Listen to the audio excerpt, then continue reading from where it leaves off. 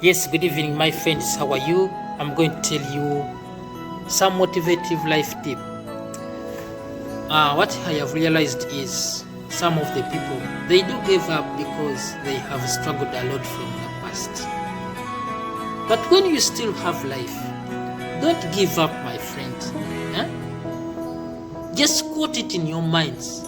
Past doesn't determine your future. No matter how you have struggled, you still have the power to create your own great future.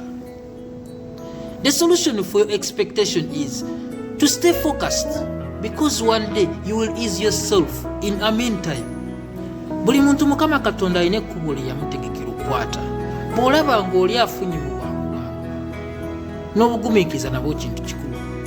Guys, let's learn to be patient.